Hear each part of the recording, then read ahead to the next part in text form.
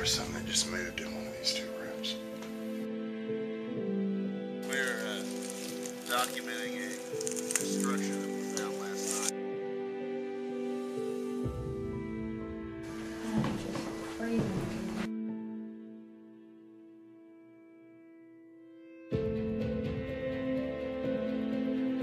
I'll go up to the house, bang on it and say, I don't believe. Yeah.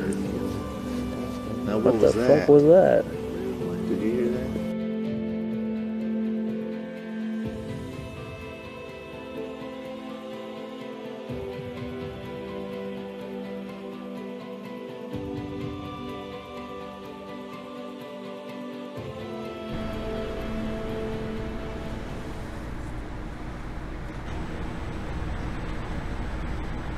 Hey, what's up, everyone in podcast land? This is Cryptic Heartland podcast, filmed at the Cryptic Heartland podcast studios, which, remind you, is a haunted location, undisclosed. You never know what you're going to hear, see, feel, or think. So keep your eyes and ears open, because you never know what can come through the screen, what can be heard. Once again, my name is Leo. I'm with Everyday Legacy Paranormal and Road Trip Paranormal. And to my left, I have... That's the first time you said road trip paranormal. I always do. Do you? Yeah. No. Always. Go back and look, it's there. This is along with Road Trip Paranormal, that's what I always say. Oh, I thought you were saying you're part of it. I did. I never. Go back and watch every episode. Episode 1 through 10. It's on there, trust me. Just take it back. I'm Jason with Everyday Legacy Paranormal, Road Trip Paranormal. Goes towards Kansas. Thank you. Bigfoot in Kansas. Thank you. Michelle Hartman, Everyday Legacy and Road Trip Paranormal. I'm Jeremiah. I'm with Everyday Legacy and Road Trip Paranormal. All right, and behind the scenes, we have the producer.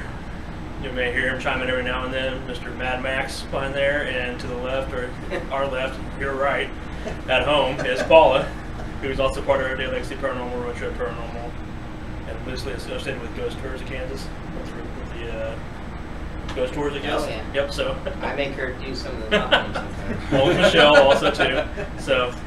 Whenever she's wanting to. And we do have an in-studio guest, my son Leo. So you may hear a small little wee voice every now and then. It's not just Jason; it's also my son Leo. So once again, this is the podcast that talks about everything from paranormal to Bigfooting to UFOs, pretty much everything, and then some. And away we go. Okay, so last week we went over. We started with haunted Kansas. We started with taking off from here, going to Dodge City. We spent about an hour talking about Dodge City, which we are going to be going back to September 2nd to investigate. Well known to us. I don't know about the town itself having a lot of stories, except for the people that own the business, but we'll advertise more as we get closer to it. Still kind of don't know if the owners want it to be completely known, but we've investigated it before and everything. Right. And then, can you see that? Before we go a little bit further, I also want to talk about people at home. Don't forget, you can chime in weekly. Every week on the side to the right is the live chat. Ask any question you want to ask. We'll answer it, probably. Kidding. Also, you can also call in. The phone number is going to be 316-617-1232. Once again, that's 316-617-1232. And if you call in, we'll put you on the air, and you can hear your own voice and ask the question of your dreams, and like I said, we'll answer it. So, numbers at the very bottom, as you can see. Way to go, Max. Right on cue, but late. I put it up before you even said the number. I know, I saw you typing away furiously. Okay, so once again, we talked about the road trip to Kansas last week. You waving me? Nicole. Oh, okay. I just didn't know. That's fine. But yeah, we talked about road trip, kind of all across Kansas. Things we've investigated, some things we want to investigate. Things we'll never get the chance to, probably because they're off limits, speaking of sorts. Unfortunately. Yep. And then this week we'll talk about a lot of Wichita things we've done, some places we've never done yet that we're going to talk about, or we're going to get to eventually, and just some random places. So Because what we like to do is we like to also talk about the places that we've never been to, but yet is famous in the state of Kansas. A lot of myth and lore to a lot of these locations, like we talked about last week. You've got like Theodoros Bridge in Valley Center, whether or not anybody's ever had anything occur there. I know our investigator who's with Everyday Legacy, Road Trip and Bigfooting, Brandon, he actually recorded a male voice out there that when there's nobody else out there besides him and his team. You know, a lot of people, local lore, teenagers, stuff like that, have occurrences out in such a location. And there it is again. we did talk briefly about it last week also too. Sorry, I mean, scary if I did there. You just shot your head back all of a sudden. We talked briefly about it a little bit. Talked about, you know, the occurrences I had out there with the kids out there that were too afraid to do the chant and all that stuff. Right. But I don't know. What are your thoughts about the whole bridge? I mean, and it goes to all of you guys on the panel, anybody in the room. What's your thoughts about the Theodoros Bridge? Feel free to speak up. Sorry, you have a mouthful of something. I was out there once. I didn't feel or see or hear other than the guys that were down there. Right. Yeah. So it's. I mean, granted, you have to go to some place more than just one time, which I would like to. I would like to, but I've been out there once, and I mean, it was a cool place. It had once you get into all the lore and everything, it has a creepy feel to it and everything. Sure. But I don't know. I did see some strange lights out there, but I can't be absolutely positive they're not explainable. flashlights, Possibly. car lights, Who knows? swamp gas. Possible. It's a weather balloon. But it was brought up that the current bridge is not in the same location as the original, so that would probably... Original bridge burned in '75. Didn't it burn twice? Yes. Yeah. They had, then it was closed for 14, 15 years until they finally built the concrete one where it is now. Yeah, permanent fixture. But, you know, you have the bridge story everywhere you go. Almost every state or big city or whatever has a story of what they call crybaby bridge. It's always about a baby or a woman searching for closure, and if they don't like what you're doing, they attack you. So Or it's sounds about like the baby or the child themselves. Yeah. So, you know, it's crazy. But we talked about that, and then we also talked about Ness City and Oberlin, two places that we're about ready to do public events there. Looking forward to that. And Ness City is only in a couple weeks. Still a few tickets left, correct? Still a few tickets left. They have been selling out. All proceeds is $25. It all goes to the bank building, as you can see right there. It's a beautiful 4-story building, which includes the basement that we get to investigate. You get to spend the whole night with us, having fun in there. So far, I think just about every one of us have had activity there, except for Max, who's going to have his first time there. And Roth. And Roth, yeah. Hopefully he can finally make it. Yeah. Well, I did, so Yeah. and I definitely had my experiences there, and I'm usually the last one. So. Well, I think you and me both. What did you have happen again, Michelle? Well, the footsteps, the shuffling footsteps that were coming toward, and I was looking down the hall, and, Oh, right. and there were the footsteps coming, and then the flashlight too. And Oberlin. And then on the screen is Oberlin, which we've all been to except for Jeremiah Yeah. so far. So hoping you can make it to that. I hope so. September 9th, it is a sold out event already. They had 6 tickets come open, and just by word of mouth, they are gone. So it's going to be a fun time. It's a huge museum. Several buildings that we're going to investigate in one night. So a lot of the buildings we haven't been to, but a lot of history. They have a huge collection of just about everything from around the town, the county, and all that. So I mean, they have a lot of artifacts in there that could be the reason why they have so much activity in there. But also they had some 2 tragic deaths that happened inside the museum, which the town knows about. It's both were suicides, so it's kind of one of those things that we're still investigating. We've only been there twice, so this next time will be with guests, so we can see what happens with them. Then we moved on to Meade, Kansas. Yeah, the Dalton Gang Hideout. Talked about. You've been there. Yep. How many times? Just been there once, actually. Looked at those pictures we showed last week, and it's neat for nostalgia. It's pretty cool. It's just it's a big tunnel they use underground from the main house to the barn where the horses were, so they could escape the law, And you get to actually walk through the tunnel and the farmhouse and the barn, and it's just the barn's actually a gift shop, and it's pretty neat. Like I said, it's just something. It's part of our history, especially living in Kansas. We have some great Western history, outlaws, and then there's the entrance to the actual tunnel. You've got the tunnel of the Daltons leading up from their house, but then if you shoot over to eastern Kansas, you've got Coffeyville, where the Dalton gang actually met their demise while they were trying to rob a bank. The town knew ahead of time, came out, and as they were leaving the bank, they just shot them up, laid out their bodies, and there's photographs of their bodies all riddled with bullets. Yeah. I think I had that picture on there too. Did somewhere. you? Yeah, you put it already. Oh, I didn't see it. There it was. Yeah, I missed it too. Yeah, so that's in Coffeyville. I've been there. The actual picture of that is. Yeah, that's the photos from Meade also. But go ahead. Oh, okay, yeah. Well, yep. Sorry. But that's the actual photograph of them.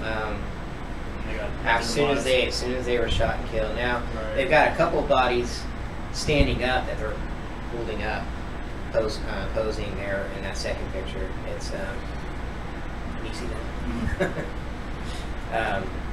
But like Leo said, it's we have a lot of Western history in this state. So then we moved on to Hutchinson and talked about well, you got the library, the city library. Then you also have the Sandhills. Yeah. The Hamburglar. No, I'm just kidding.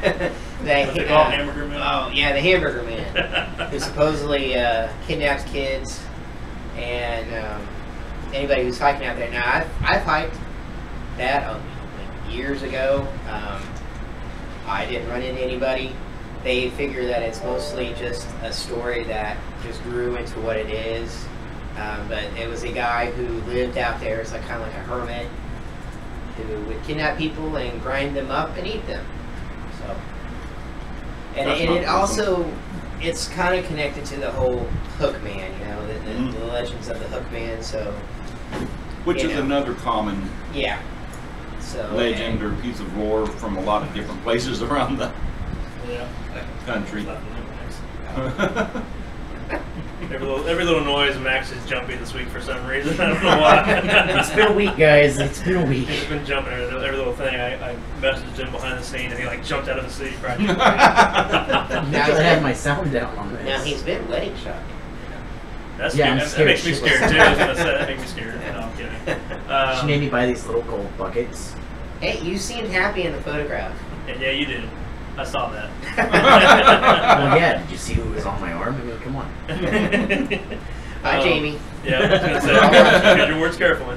We also talked about Hutch, the Fox Theater. How there's we're trying to get into that hopefully because there's supposed to be a lot of poltergeist activity, where people see things moving just freely, getting thrown, get moved around. Just all kinds of neat things in the actual theater itself, so definitely want to check that out. Have you guys been to anywhere out there? You've been to Hutchinson? Other than the house. Were you there for the house, the private home? A couple years back when Jason was there? No, it was Brendan, Claire, Ben, Jan, and myself. Guys, I wasn't there either. That's why I don't think I've investigated in Hutch at all. However, there was I don't remember what it was. Anyway, there was one that we almost landed in Hutch before you guys, before y'all's time with us, but no, I've never been to Hutch. The old courthouse, maybe? I don't remember. That's been a long time ago. True. I don't remember. Many years ago. Yeah, We didn't really talk about the house that had the murder in it. I didn't know if we should, since it's private. We can. We can talk about details. I mean, it's a public case, but the house is private. Yeah, and I could not tell you the address now, you know, or anything. So it was a house in just regular, normal suburban house, ranch style, had a basement. It's a case that it's a woman was murdered in the house. She was, from the story, she was cutting drugs on the side and was selling them, and they weren't that good, which caused a little harm to some people that were buying them from her. Now, the person that was living in the house at the time was just a renter. She knew nothing about the murder because the victim's mother was actually renting the house, and did not disclose this information to her. So, when we were called out there to help her out because she was having all this crazy stuff happen, we got to fill ourselves in on the story and everything. I mean, you can look it up on the internet. The murderer was captured. Yeah. He's in jail. He went to trial. You can read about it and everything. He got 25 years to life. He was already served 10 years already. Wow. Yeah, it's hard to believe. Yeah, and he thought she was an undercover police agent. That's why, because she had got arrested before that, I guess. And basically, he thought she would with the feds and the cops to bust them, to bust anybody who she was selling to. And so he decided just to offer. And it turns out that she was actually on trial. She was going to go to trial for her own previous capture. So it was just an unfortunate situation. But the activity that we were capturing in there that night, well, actually 2 nights in a row, to me was pretty amazing. Want to tell your famous story? Oh, yeah. That was some good this weekend. And this one, and my story is actually in Cathy Ramirez, Ghost for Kansas. It's in her book. I was so happy to. What's it called? Where's the haunt? Where's the ghost? Kind of like Where's the beef? Yeah. Where's the beef? Something like that. Did you hear that? I had like puberty moment there. Where is? Never mind. No, it's called The Trials and Tribulations of Ghost Hunting by Cathy Ramirez. I shared the story with her, just short little story. Right. We were down in the basement where the victim was found after about 3 or 4 days. So the family that was living there, there was this red stain on the concrete floor, which is where they had all their washer dryer, plus they had all their kids' toys. They turned it into like half washer and dryer room. It was a huge, what do you call it? Utility room? Utility room. Thank you.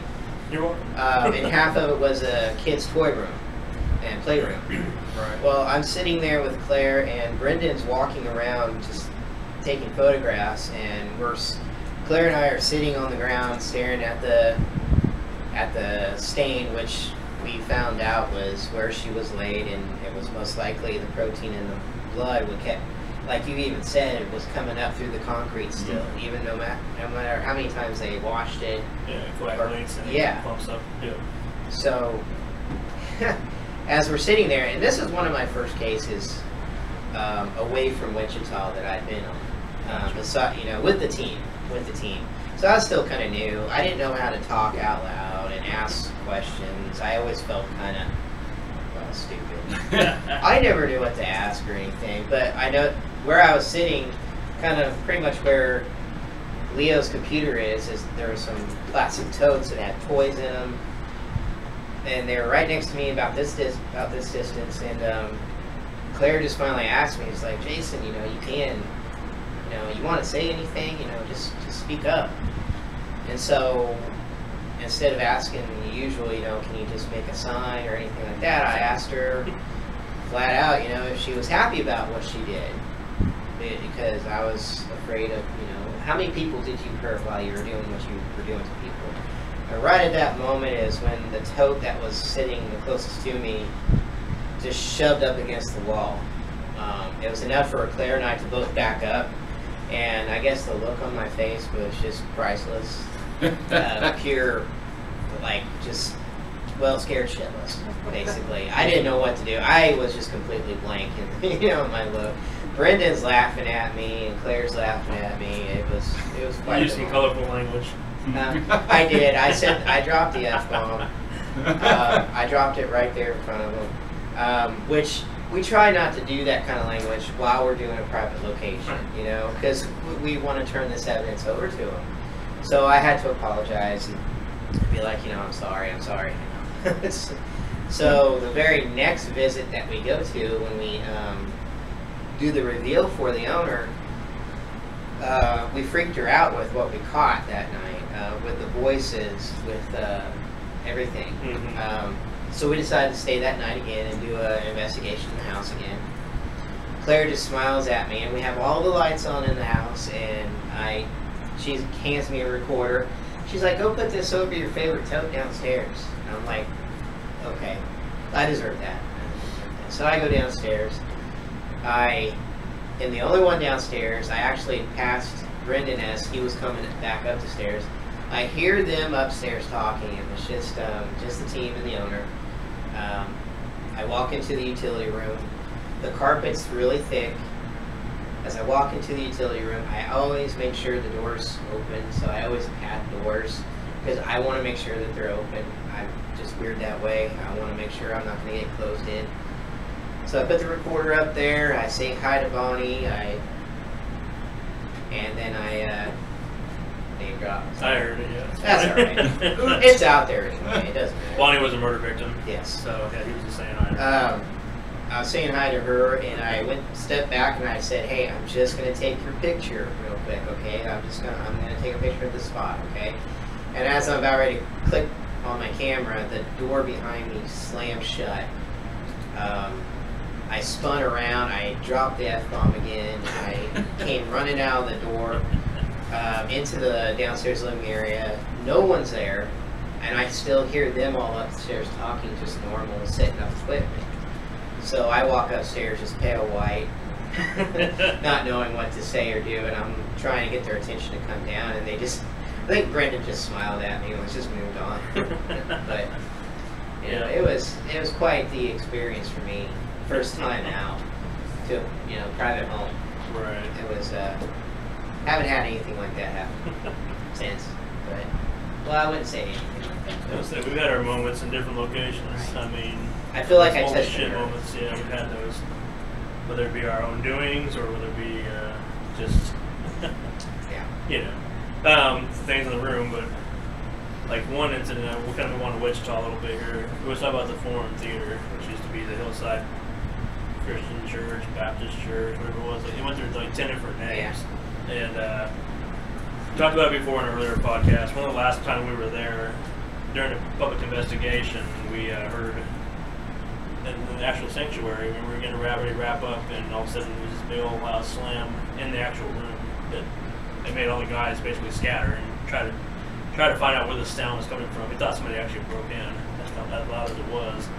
You can see it on screen. That's the Forum Theater. But we pretty much, through deductive reasoning, we're pretty sure. I mean, we know it was in the room. It was supernatural, kind. It wasn't nothing we did or whatever. It was still at the time. Which it happened on another occasion too, during one of our other public investigations when we stayed the night there. You could, on that very stage, right on cue. Thanks, Max. We slept on that stage that night, and the whole night we could hear footsteps going up and down each side of the staircase on both sides. You could hear the chairs moving. So me being the light sleeper decided to get up while everybody went to sleep, and I was watching our DVR system, just kind of monitoring things. And, next thing I know, I hear this loud slam from upstairs. One of the classroom doors gets slammed upstairs. And it's, like I said, it's like 6 in the morning. I'm like, holy crap, what the hell is going on up there? And it wasn't the only time we've heard the doors, get slammed. That's the actual theater, right? The Forum Theater, excuse me. From our DVR view, the place was incredible. We talked about, I know Jeremiah, you had some of your own personal experiences there. Yeah. You jumped out of the choir loft. That was when they still had the choir loft there. It was close to the end of the night, and I was in the choir loft sitting one row back from the very front of it, And the choir loft is about 30 feet up above was about 30 feet up above where the pulpit was on that stage that he had on the screen earlier. So I'm sitting there. It was close to the end of the night, probably about 3 a.m. and everyone was tired. We were getting ready to start breaking down soon. I'm just sitting there, just looking and listening. There was a big pile of tarps because the whole place was under construction. There was a big pile of tarps on the ground back behind me, and I kept hearing, something scraping around in there. I always, pass that off as just a mouse, still do, or something like that. Right. But as I'm sitting there, I'm listening to that, and I'm looking out across the auditorium and everything, and right here. This is the only time anything's ever really startled me like this. But just right here, I heard a female voice whisper, "Hello." And it startled me so much that I jumped out of my seat and over the row of seats in front of me. If I'd have gone about a foot further, I would have gone right out of the choir loft. That'd have been a nice little jump. Yeah, that wouldn't. At least 20-foot drop, maybe higher. Yeah. Remember, that's one of the ways we used to run cords, was up that big drop and throw it across the edge, over the ledge, just get it down there. So, now, with that being said, I know both Paul and Michelle, that's kind of how you guys got introduced to us. Did you guys happen to have, either one of you or both of you, have any kind of personal experiences while you were there that you can recall? I know it's been a while ago before you were part of the team. And a few years ago. Actually, we were talking about that one day, how I think neither of us, that was one place we did not have any experiences. Wow. But you were still kind of green right then, so maybe you didn't realize possibly, you think, or just nothing was going on? The only times we were there, one time was a group situation, which kind of takes away from the experience a little bit. It really does. And the other, it was just a tours, wasn't it, Jason? It was just a tours. So. Well, Jason took us in one night, just the three of us. And let me take that back. Yeah. So right off the bat, I thought I saw a shadow moving behind one of the pillars up in the balcony area. But I dismissed that because I would, at that point, wasn't sure I believed in a non-believer, you want to say? But and that happened to me right off the bat. And of course, now I'm going, oh, well, I had an experience and just didn't. What about the time during the ghost tour? You guys were outside, remember? And you saw a shadow up in the thank you. Now okay. All right. Yeah. You were actually outside, and you saw it. I did. That was the best one, even. Is that where you were looking inside on one of the tours? We were in the tour bus and looking up in the window, and I saw what clearly looked like a person, and not just a clear shadow, but a solid shape go across the window. And it just happened after the tour that other women on the bus said they saw the same thing. So there was multiple sets of eyes that saw the same thing. Yeah, so I take it back. Trying to lie to us, to our viewers. I see how you are. Michelle, did you ever have anything that you can recall other than that? Not that I really can. Stick out. And I sat down in the sanctuary by myself for quite a little while. Oh, really? And but then, you hear sounds, and you think they're part of the building or there's somebody. Right. You want, or you think I'm just hearing things. You can dismiss them pretty easily. So after you do this for a while and you tune yourself into certain noises and stuff, then if I did it now, I probably it'd be different. Yeah. Exactly. I think at this point we probably would experience more because we know better what to look for in this for. Yeah, absolutely. Now, weren't you two in my group that night, the big public event that we did there? When we went upstairs and found that the hatch was off? Yeah. Yeah, that was us. Okay, so that was in the, what we call the ping pong room. It was that one shot that has all the DVR monitors shot of there. The ping pong room is up in the middle top photograph of that screen. in that room, there's a closet there that we kept having noises coming from. Now, I remember hearing Jeremiah say that that was a room where you had actually seen the closet door. It was opening or closing. Yes. It was that top middle one. Yep. That's ping pong. There is Yep. ping pong around here. It yeah. was. What had happened that time, there were 3 of us in that room at that point, and this was a very, very heavy fire rated door. Right. So, and when we had first gone into the room, and this was not a public event night either. This was all just team members inside that night. The door was standing wide open as soon as when we walked in there. We heard a sound, turned around. The sound sounded kind of like a... The curtain is all the way up against the table, so I was right. looking through. The sound sounded kind of like a door creaking. We later realized that was actually a motorcycle or something outside because that door made absolutely no noise when it swung. Yeah, it was very silent. But none of us had even been anywhere remotely near that door. Look over, and this door is actively swinging shut at that point, which was, whoa, because, I mean, that was a really heavy door. It took a little bit of energy to actually get it to swing like that. Look, I knew that's where the hatch was that you're about to talk about, Yeah. so I looked up there and make sure the hatch was closed. It was. Right. So, anyway, And there is not a single breeze coming through that hatch. It was always... That place was always hot. Yeah. The schoolroom especially. And what didn't make any sense to me was when the door would rattle. Because it wouldn't do it all the time. It would only rattle every so often. And I found out if you ask a question, and it would like rattle with a yes or no situation. And it's also an area where they were, I never heard it, but others have, of a child up there in that room and everything like that. So it was almost like, could the child have been playing or hiding?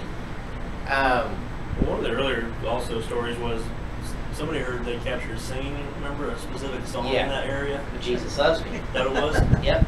Yeah, Heard that it. was How does that one go? Yeah. I just remember. I tried. I had to try. What's that? Yeah, I'm not singing. Yes, yeah, sorry, go ahead. But it's right by that same hatch door. Within that Right. room. 'Cause I think it was in that room where they had guests and 2 investigators in that room where they heard a little girl just started to sing Jesus Loves Me out loud. Right. That was like before I was part of the team, so. Yeah, it was. But I remember knowing that we were having such good communication within that area and something hiding in that closet, which wasn't Roth, because he wasn't with us at the time. Sorry, I had to. But we, and Paul and Michelle were with me that time, and we had just done a rotation downstairs, and Claire and her group were upstairs. And I radioed to him. I said, "Okay, we're rotating it. You know, how is that? Is the hatch still there? Is anything going on? Are you feeling?" And she said, "Nope. There's no breeze whatsoever. Hatch is there, and all that." So we go upstairs, and I'm like, "Okay, guys." And I'm telling them the stories. I'm setting it all up for them. And I opened up the door and I said, "See, and there's a hatch that's not there." There were stars. Yeah, you could see stars because all of a sudden the hatch is no longer there. Within a 10-minute change from rotation of the teams that night, the hatch is gone. So I climb up there, and Ben follows me, and we have to climb up the ladder, but up onto the rooftop, and we find the hatch. It wasn't just, it was picked up on its back about 20-25 feet away. And it took both him and I to pick that up and drag I it started over. to say, it's not a little thin sheet metal thing. It's a solid chunk of metal. It's heavy duty thing. And Ben, only one of us could like be on the ladder and move it, and Ben had to get up there and hold on to the handle and use his shoulder and everything to push it back over on top. Wow. I have no words to explain that. But I mean, I was talking about it all night long, and then when I get up there, that happened. So Right. it was interesting. Have no proof to it, but why? You know, Right. why? One of our last times we were actually able to investigate it, and it might have been the same public investigation. Jeremiah was part of my group, and I remember we were up in the classrooms, and you guys were probably in the ping pong room, I want to say, and we were in the main, like the dressing room, like they had the little costume area, and it was just Roth, myself, staring there. That's when I first met Roth for the very first time. He was in my group, and we were sitting there watching the shadow bounce back and forth. A small shadow kept going running back and forth. And he called his wife over because his wife was like, he called his wife over because his wife is like, she's a big non-believer. Sorry. So he's like, no, that picture cracks me up. I really hope he watches tonight. There's Roth, anyways. So anyway, so he calls Connie over, and she comes walking over, and we're talking about the shadow, and then Jeremiah brings the rest of the group over, and I'm like, guys, come over here, we've seen the shadow, you know. So everybody gets kind of, and this is a big giant room, everybody gets kind of half moon circled in there, kind of looking where I was getting ready to describe the shadow. I take 2 steps forward to the room where the shadow was coming out of, and all of a sudden, everybody in the room heard this little girl's voice go. At the time, nobody knew what she said. But when I went back and listened to did the audio review, you could hear her clearly saying, "I'm sorry," and like running out the door, and she's saying, "I'm sorry." She's like, and like her voice is getting like trailing away. So I actually saw her. Cause I was like, oh, I stepped back thinking I was stepping on somebody. I'm like, oh, wait a minute, and it's remember black. that now, yeah. It's like the very last time we were in there, in Yeah. the same area. And you just said about a little girl up there singing a song, and who knows, maybe it's the same little girl. But that's the only time I ever really encountered a little child up in that class. Of all areas, classroom area, you think there'd be tons of children up there. I never saw children up there except for that time. And like I said, I almost physically stepped on her. It was weird. No, we always kept children in the sanctuary area. Yeah, Up the top, running around next to the classrooms, but. Yeah, And in the basement, Yeah, there was always disembodied voices in the basement that Yeah. sounded like children laughing and such. Right. And we do have, we caught evidence of a recording of a child crying in the sanctuary. Yeah, definitely. Well, that's the same area I captured in the back during the meeting. Remember that little child saying, I'm scared. Just, what they were scared of, I don't know. I mean, there's, like I said, there's the, there's backstory of supposedly of, the abuse, but I think it was just honest every day, hey, kind of sit and boast in the corner kind of a thing. But in this case, it was a closet next to the principal's office. It got turned into like sexual abuse story. I don't think that was the case at all. I mean, we couldn't find hardly anything on the whole story. Couldn't find anything. I mean, if anything that was weird was it wasn't just the pastor leaving when he wanted to.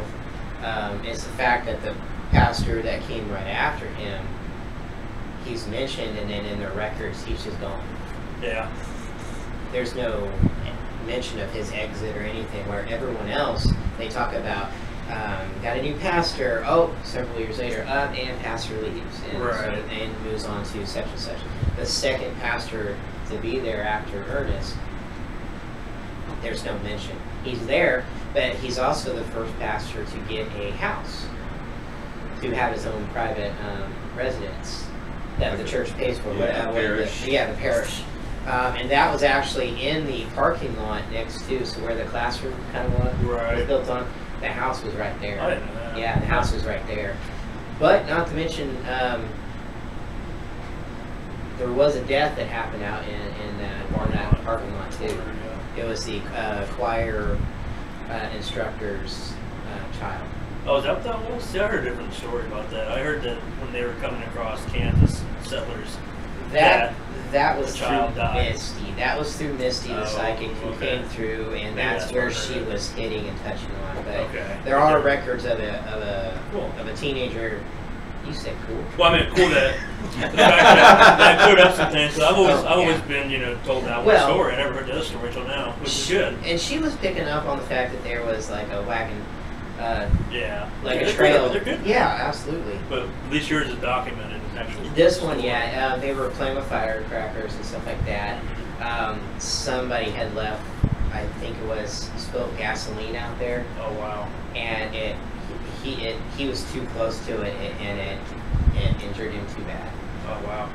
So there is that documented death on there. So. Wasn't there, and I could be wrong about this, but wasn't there something about a young woman coming down out of the organ room? Bell.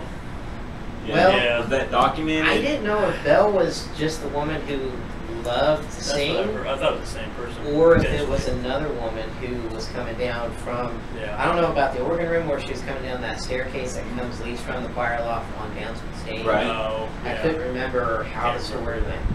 There was too many conflicting. Right, like stories. just like the story we just told. Yeah. You know, yeah, definitely different accounts.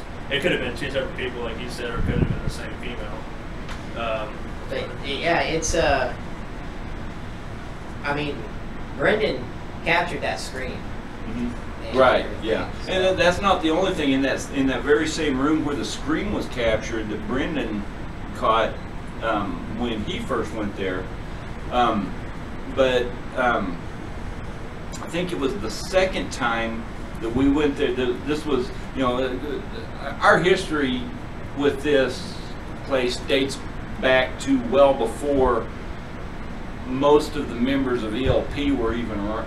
Right. Current members were even around. Our history, actually, it goes back even before Brendan was an actual member of ELP. Right. He had his own team at the Yep. time, and we actually came in to this location to assist him and his Right. team, because it was such a large location, and his team was fairly small. They needed help, so he caught that scream before we ever actually investigated there. Then I think it was the second time, if I remember correctly, the second time that ELP investigated there, it was that there were two members of ELP in that same room where he captured that scream on audio. And those two members heard audibly the disembodied voice of a woman sobbing. Oh wow. Oh yes. Yep. Yes, and it was caught on recorder. It's very faint on the recorder. It's in that same room in the office. Yes. Yeah. Yes, exactly. But it was a person with these two, I mean, audibly sobbing, and it was crazy. And then when we went back and listened to the recorders, reviewed the evidence, it was there, but it was very faint. In the Right. recording, it didn't come across as loud as they heard it physically. So, which was, I mean, that happens sometimes, but We did capture. We had the audio, and we played it at our recent discussion at the anime festival of the screen. We actually captured that, and we played it. The actual audio. I don't think it's on our website, but if so, I'll get it added to it. I'm pretty sure it's Yeah, it's not. not on there. Yeah. Well, I think the thing we have on there is the door closing. The first time I went there, when they told us to go away. You hear Ernest Yeah, talking. yeah, the artist from up Ernest there, Reed too. talking. Yeah. We also have the. I can't remember if I had the one on there too, where the guy was telling me, well, like, you want us to leave, whatever. He goes, he wrote long, drawn out. Yes. I don't think you have that one, I but you can't have the remember one either. that says, "What do you want me to do?" Or, Yeah, "What do that's you want me right. to say?" or whatever. Was it that during one of the earliest ELP investigations? Do you remember? It's you talking in the Yeah, recording. it was one of the earlier ones, I think. It's basically it's you talking to I'm assuming Ernest or someone, and he says, "What do you want me to say?" And you go, "I heard that." No, and you kind of start. oh yeah. I remember that now. That was the earliest ELP. Yeah, that was one of investigations, the I would say. earlier I thought so. investigations there. Yeah. Very cool. I think that might have been when. I don't remember. That's all right. It all kind of runs together. I was after gonna a while. say we've been there. That's one of the places I investigated the most, aside from this location now. But I mean, that we went there. Gosh, I can't even fathom Well, the it's times. what brought us all together. Mhm. Yeah, really, that definitely. location. I It's definitely remember. on the bucket list for me.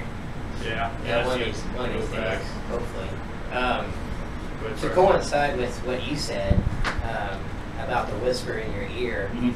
the first night I ever met you guys was when I brought Nicole there, my wife, and I'm sure she loves this story. Scared the crap out of her. But we're sitting up in the choir loft, same like where you were, and she's sitting to my left, and not, I'm just, happy to be there, and I've got my flashlight just looking around, and I see a figure, like as if coming through that doorway, walk right up to us, and I turn to greet whoever it is, and there's nobody there. Right. So I'm like, all right. So I turn my head back around and I click off my flashlight, and that's when Nicole just buries her face in my shoulder, and she's just saying no, no, no, no, no, no. And it got so bad for her because she'd never done anything like this before, ever. And it took us leaving before she told me what she heard. She said, I could hear and feel the voice of a male say hello to me in my ear. Wow. In the choir loft, right up there where you were. Wow. But it was a male. That's interesting. Yeah. That's interesting. I know. I don't know that I've ever actually heard that. Yeah. That's cool. That was the first time we met you guys. Yeah, That's I remember that. that's I the reason why remember we you left. guys. You came up to me and either Ben or Claire. Oh, sorry. Yeah, you came up either me or Ben or Claire. Well, me and Ben or Claire. I don't remember which. And you said, "Yeah, we're gonna have to take off. She's not gonna be able to make it any longer." Yeah. And so I knew she had been kind of freaked out a little bit earlier in the night, but I think I felt sorry for her. Well, sorry, that Nicole. place, that place just had such a, I don't know, such a feeling to it. Like, no matter when you went in there, you walk in, and for me, it just propelled me back to the 40s. Yeah. Almost. Yeah. 40s, 50s, something like that. And I just feel like I'm going to be, and it wasn't a Catholic place, but for me, I just felt like with the classrooms, I was going to run into a nun or, one of the sisters or something like that, and, who was going to beat me with a ruler or something, and it just, I don't know, I always had a weird feeling being there. It's the only place that's ever had me, and Nicole was like, from that day forward, she was ready to rock and roll each and every time. So She does say that she misses that place. yeah, I think we all do. It's you guys, Paul, Michelle, Matt, you guys didn't even get a chance to experience it enough. It's one of the places I went into every time, knowing that I was going to have some kind of something happening, whether it be a noise, a voice, a growl. I mean, it was always something. It was very active. Every time I talked about the forums, I always talked about the most haunted place in Wichita. I've been to quite a few places, and that one's never let me down, it seems like. Yeah. So, definitely a great place, a good place I wish we could always get back into, and right now it's occupied by actual church. Again, yeah, so we can't get access to it at this point, but maybe one day, you never know. So, you want to shift gears a little bit and talk about any other locations or anything to talk about? We can talk about that one. That was a good topic. I mean, we could talk hours upon hours. Yeah. Well, we could do a whole show on that. I mean, when we talk about this on the That was Leo. yeah, I know. when we talk about the forum, Right. within that general vicinity of the location, you have because that was built in the early 20s. Right. Then you have the Crown Uptown of Wichita, which is a very popular place in Wichita. The Crown Uptown that was built in 26. Then you have the Hillcrest Apartments that are built in 26. It all grew up amongst each other. Even the church was started in 26, wasn't it? Finished by 33. Yeah, it it's about that I time. think so too. Yeah. I found out we talked about it in your ghost story. About the bricks. Yeah. There's 1.4 million bricks. Yeah. That they made. Wow. That they used to make the Hillcrest. The Hillcrest, and then they added on from that point too. But yeah, when they first made the Hillcrest, that many bricks, I had to ship them all in. And if you don't know what we're talking about, the Hillcrest Apartments in Wichita, huge skyscraper of apartments on the east side of Wichita. It's the one that has the white on top. It looks Right, like, yeah. reminds me of a chalet. Yeah. You can see it no matter where you are, especially when If you're out. If I remember correctly, the person who owned the forum while we were so active there lived in the Hillcrest at some point in time, didn't they? The Ryans? Did they? Didn't they? I don't know about the Ryans.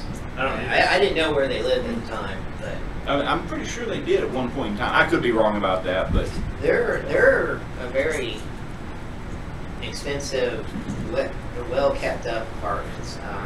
Yeah, they're not cheap to stay in. And we always talk about, oh no, they're not cheap. You don't rent it, you buy it to live there. It's a property owned location, but I think it's how many floors? It's 10 floors. I think it's more than that. I don't remember. But either way, Yeah, I can't remember. they I always, from looking up at everything and talking to people, so a lot of people have lived and died there. Just because. The most recent one, right? Yeah, in 2016, they actually had to remove a body from the top of the Elevator shaft. the. Right? Yeah, it was on top of the service elevator. oh wow. They had to remove a body from there. A gentleman was found up on top. So they reckon that they said, well, it's at least 10 stories, so he fell at least that far, if not, a little lower. But I saw that on the internet. And Wow. They ruled it as an accident, probably, but there's deaths that happen there. There's a murder or suicide that happened back in the 40s.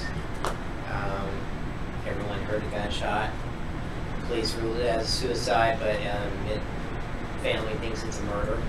But activity there, who knows? There's a lot of stories. I mean, when you have a lot of deaths in a place, and it continues to have death.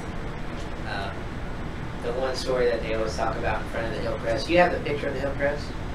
Okay. The story of the. Well, I actually took this picture myself.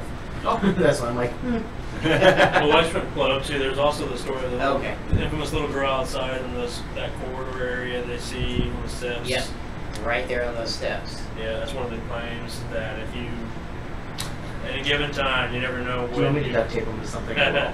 you never know when you can take a picture or just physically. How about physically to be walking in that courtyard and you see this little girl that doesn't really make eye contact too much with you. Yeah. She seems kind of distant in her thought process and just, it's pretty freaky from what I understood. I went around there multiple times to try to get pictures of her. I could never get it.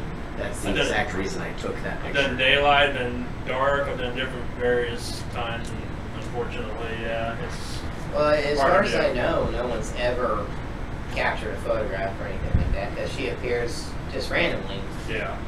full body, and you can't see through her or anything, but she just doesn't realize you're there, doesn't react to you. So that's one of the claims of the Hillcrest Apartments. Beautiful place. If you ever get a chance to go in, I would. They've always got history books laid out, so you can see history of the area and the building itself throughout the years. So. You pick this. Not too far from there also is the Orpheum Theater. We had one opportunity to go in there and investigate.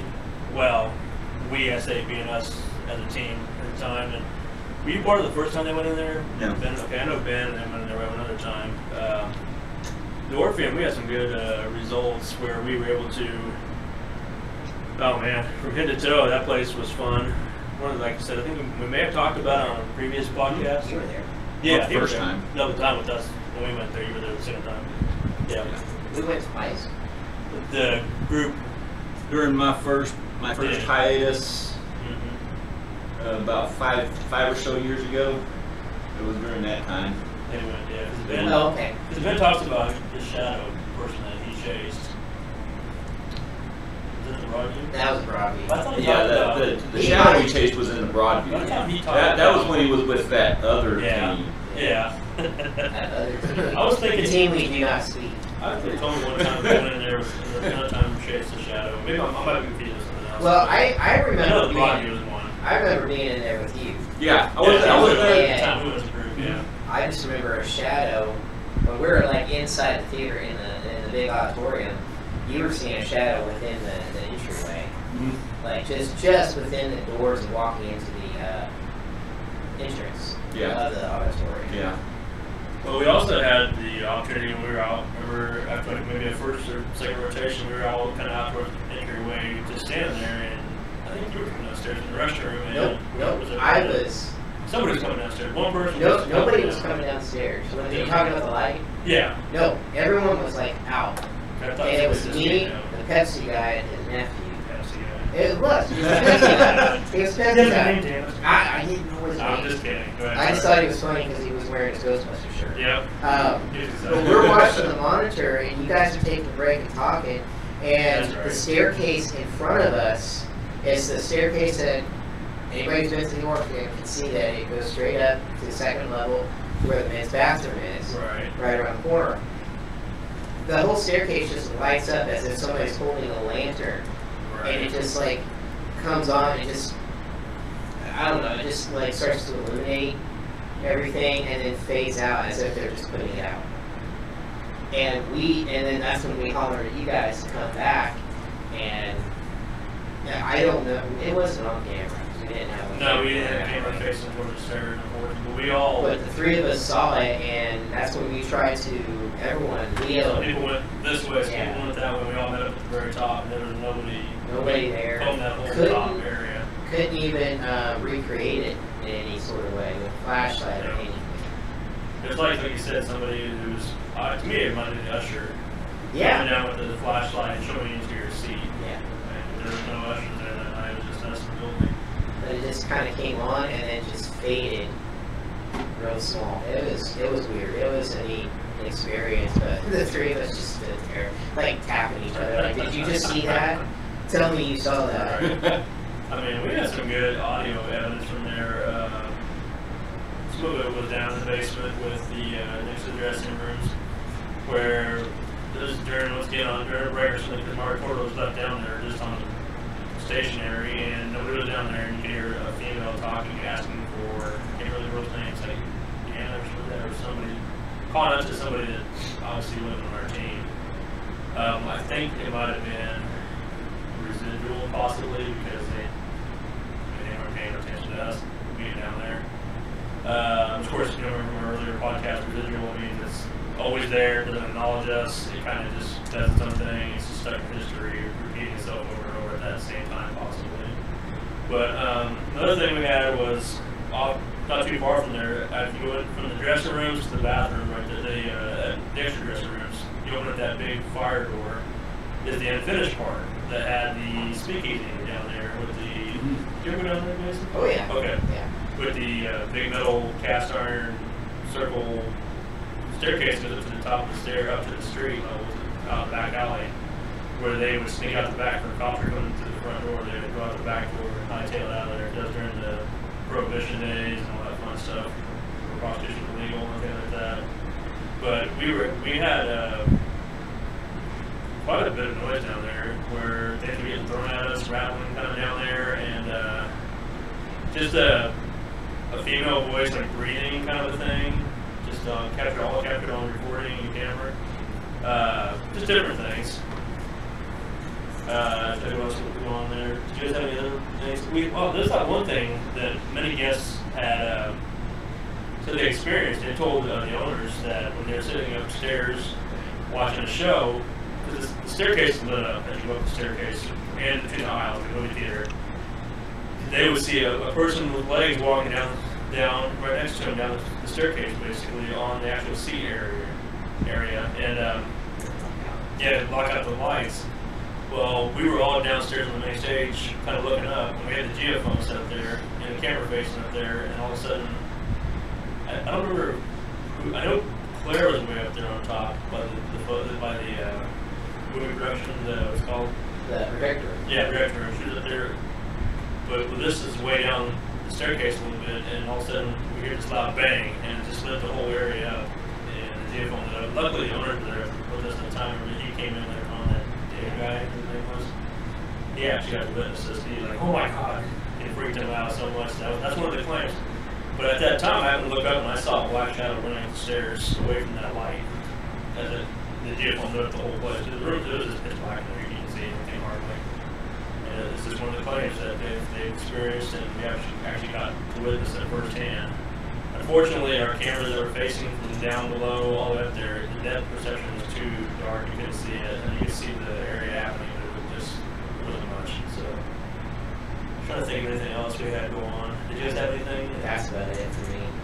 It was a wonderful place. It just, it needed more than just one night. Yeah. One of those places we're trying to get back into, maybe we will at some point. It's kind of difficult because they've gone under different ownership now, so it's... This is like their third ownership since we've been there. At least, They got a lot of things going on now too there. Yeah, it's a very popular place. They're still renovating it, but they have a lot of concerts and a lot of... We got drag queens going there at the beginning of next month. Yeah. Jamie. She tagged me in it. You can check my Facebook. Tagging it for like, you? you're like, quick. No, as in, hey, you're going out of town, so I can't go to this. Because we'll be in Wilson when this is happening, and I'm just like,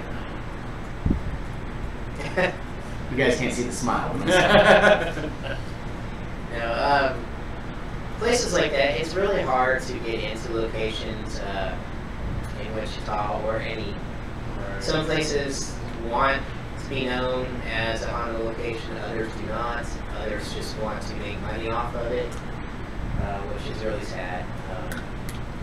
I think location we're talking about, they want like $3,000, I think, to just to investigate for a night.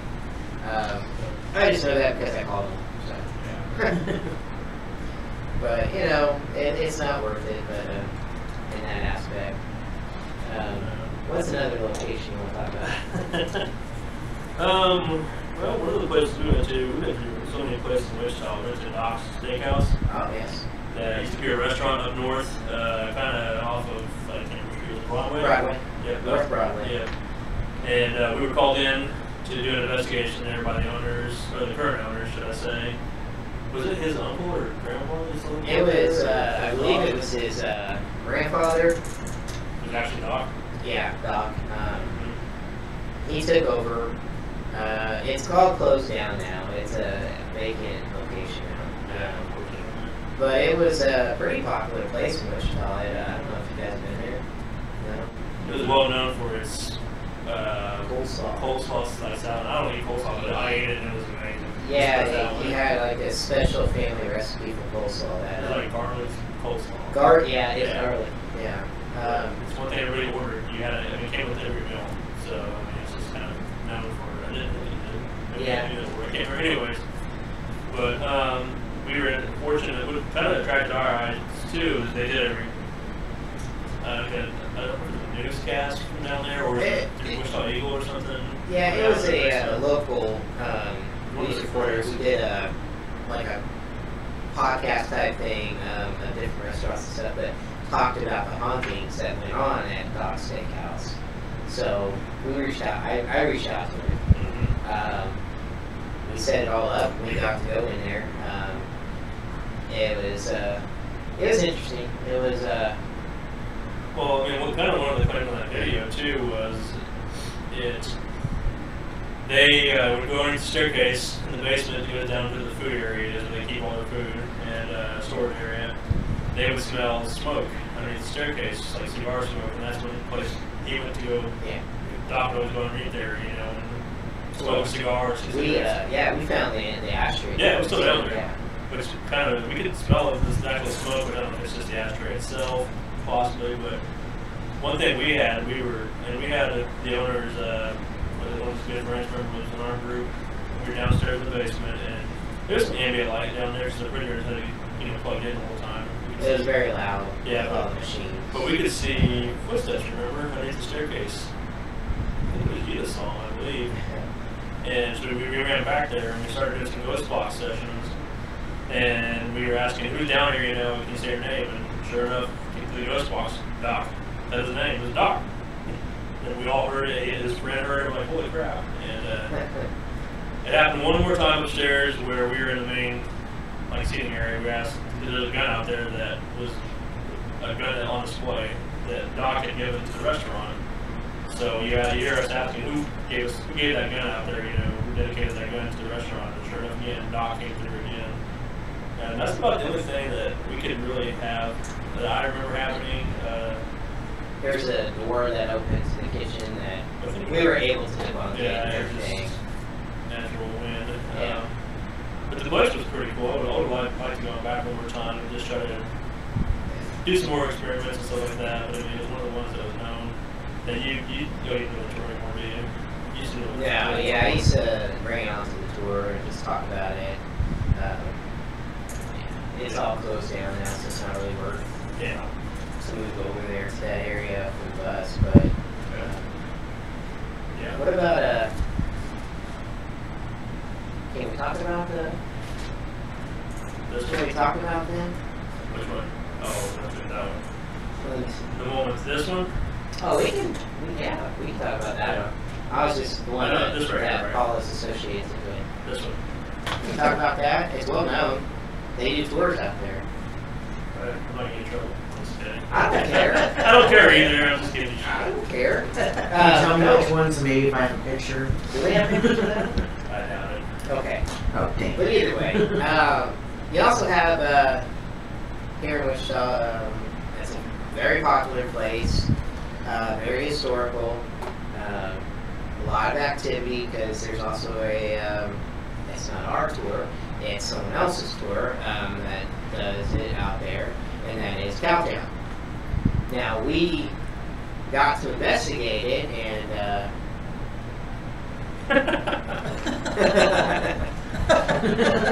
I just keep, But, I feel like you guys are playing like Gopher.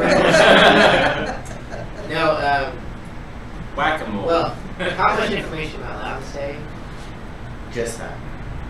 Just that? That was it. Move on. Go ahead and talk about the investigation. Okay, so we were finally got a chance to investigate Cowtown.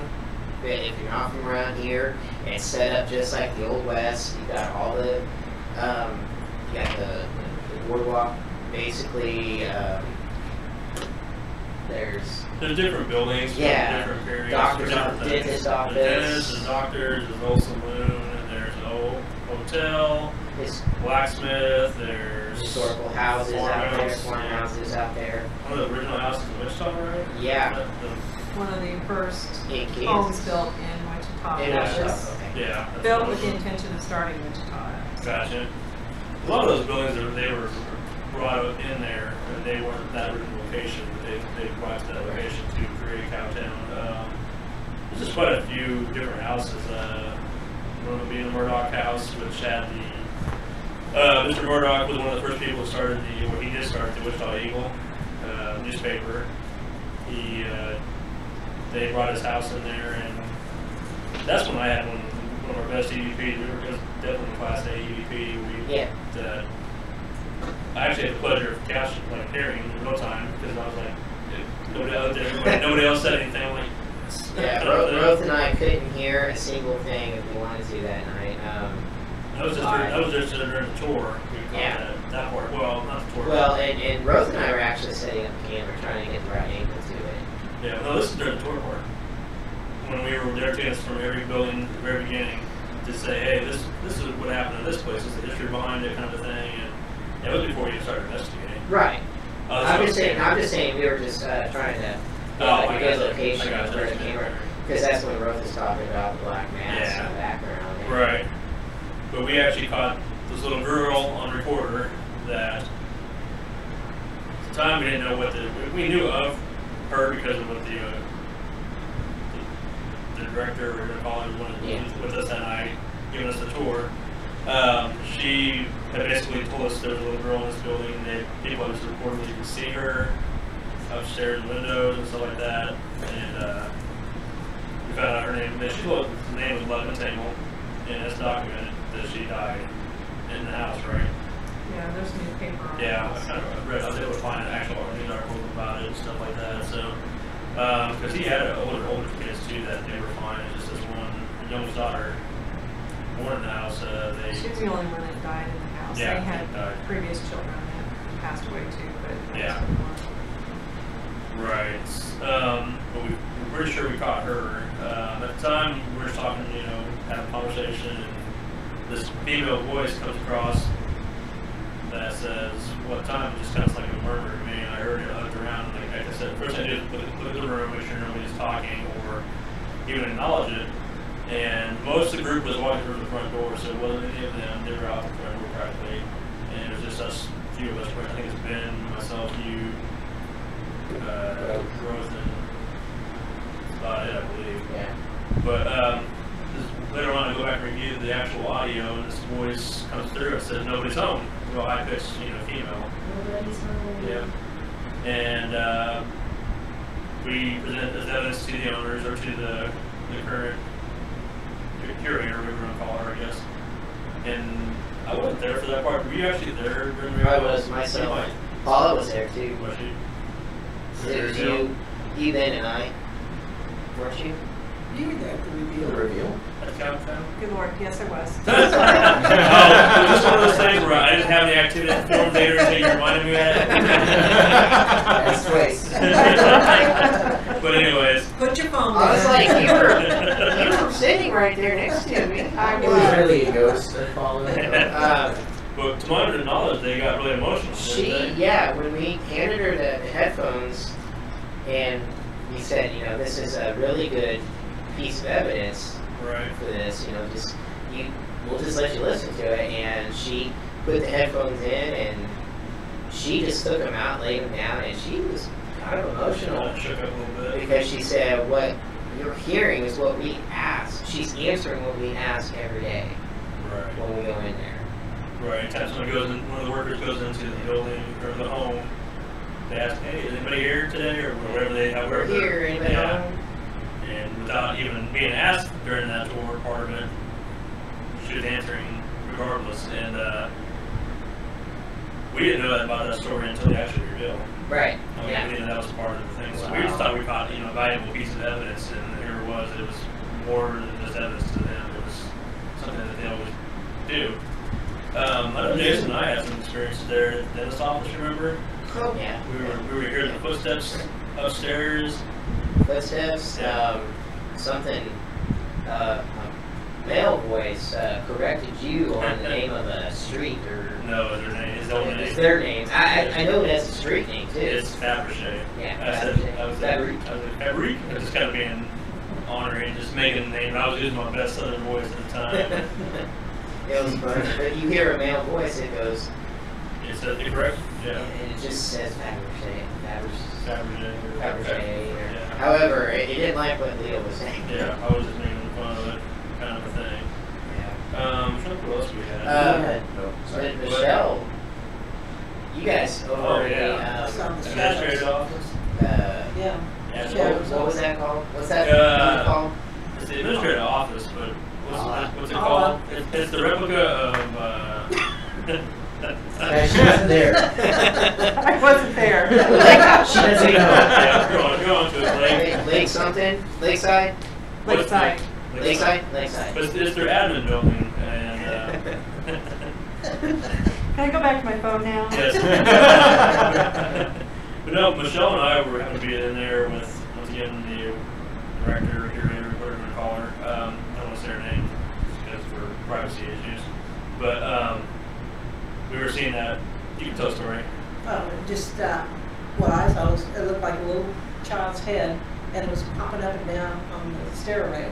Like Yep. it was peeking over, trying to peek with us. Yep. I mean, it was just, it did that for quite a while, and then it just disappeared. I mean, So we finally went upstairs and kind of, we kept hearing a couple of weird noises up there too. Remember, like, I was asking, 'cause we were all pretty stationary. You guys were sitting in chairs side by side almost. There's a table between you guys, and I was sitting on the floor, and we heard that loud bang on the staircase. Or, no, we heard a noise down there. And you I went went to to go walk. look at it. And Yep. there was a stank. We thought you got Right. hurt. You fell down the stairs or something, and you thought it was us. Yeah, I had just stopped. I thought something was happening. I'm like, no, it's not me moving, because I had physically stopped for that reason. Wow. And it was loud. It was very loud. It was. And then between her and I, Yeah. the table, something was messing with the paper. Right. We asked, you know, if you're here, can you make noise? Tap on something, bang on something, and they're sitting right between them. And all of a sudden, right off command, it's like, boom! Here you go. Here's the noise. You asked for it, I'll give it to you. And I was surprised when I first got asked to do that building. I'm like, nothing's going to happen over here. It's an administration building. What's going to happen? And we had the most activity for me, anyways, that night. And it's like down that hallway. It's like you could hear conversations. Oh, yeah. Yeah, down the Down the hallway. hallway. There was just mumble conversations going on all the time. Definitely. Were you there for that part too? I can't remember. No, the only time I have investigated Cowtown twice, but it was with those that we did not speak of, and Did they have noses? what? No, he's going all my jokes. Go ahead. No, I was always just a guest with them. I've never. Was it just once that ELP's been there? Just once. Yeah, I wasn't there. That was during my hiatus too. I can't remember. I thought it was right before you came back or after. I think it was. Might have been right before. I was only semi-active with the team at that point in time. Yeah. So I wasn't. Full time back. Yeah. Gotcha. Yep. The last tour that Jason had with the ghost tours, we had a guest who had similar experiences out there.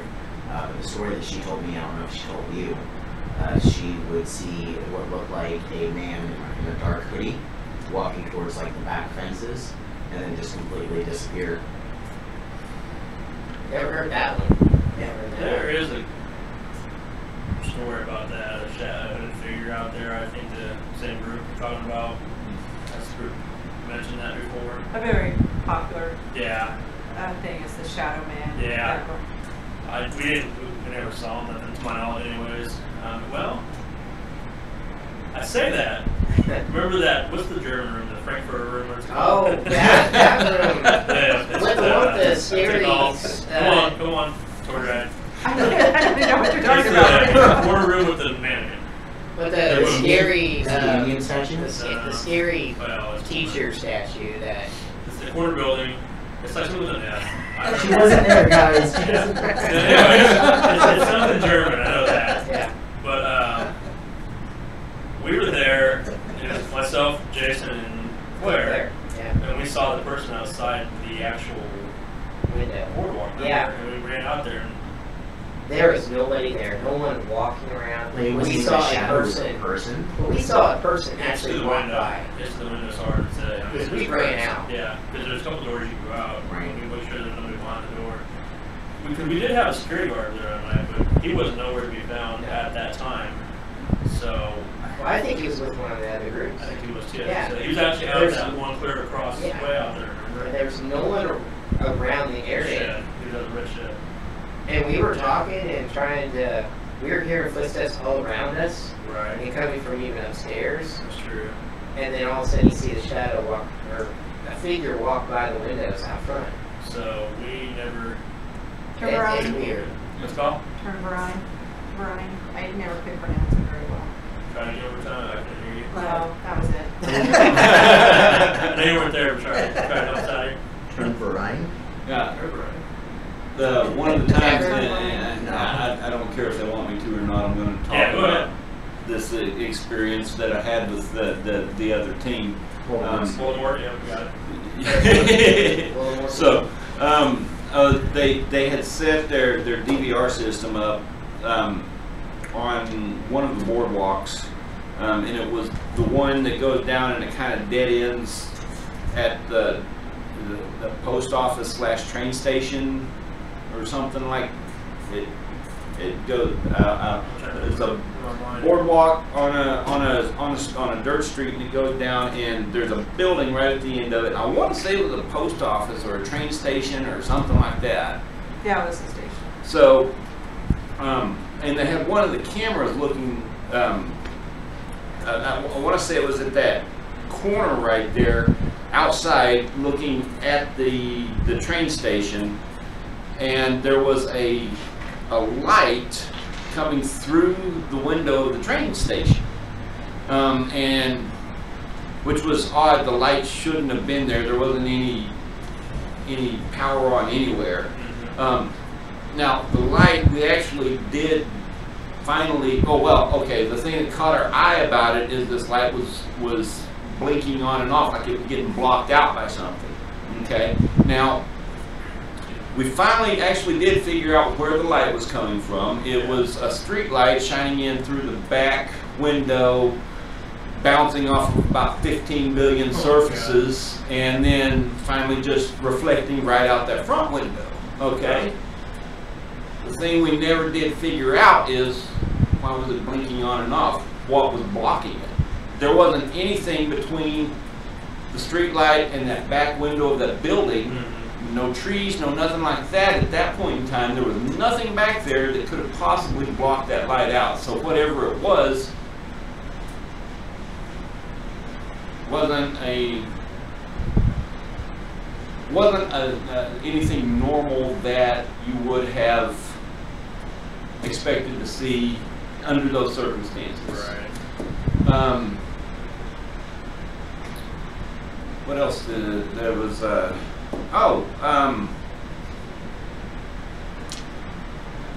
The Murdoch house, something like that. There was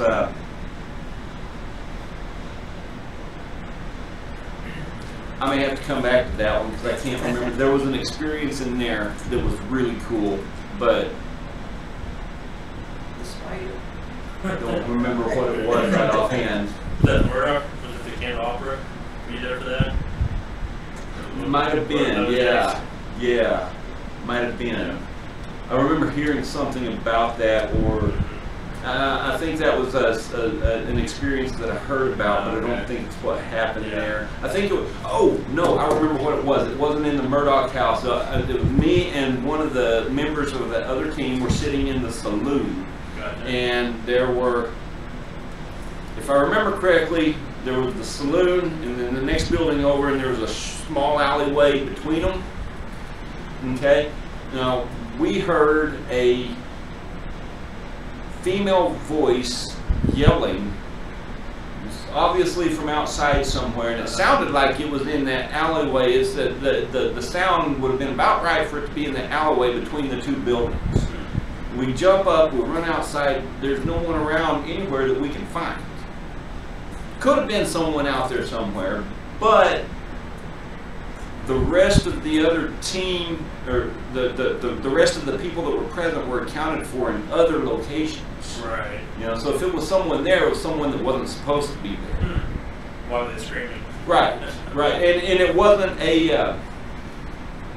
It was like a scream of desperation. They were in trouble. Right. Something, you know, they were like trying to get help. So.